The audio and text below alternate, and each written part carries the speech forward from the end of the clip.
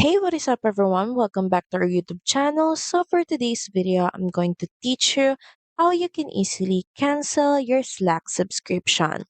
So all you have to do is head over to slack.com and of course, make sure that you're logged into your account. Next, in the left panel, click on your profile or group name. Then next, hover your mouse on tools and settings. Then click on workspace settings. Once again, in the left panel, just scroll down and under the administration section, look for billing and click on it. You will then be redirected to the billing page that will give you an overview of your subscription. And for you to be able to cancel your subscription, just click on Change Plan Details. And the window will then pop up, and all you have to do is make sure that the plan type is downgrade to free. You also have an option if you want it to be effective immediately or upon renewal.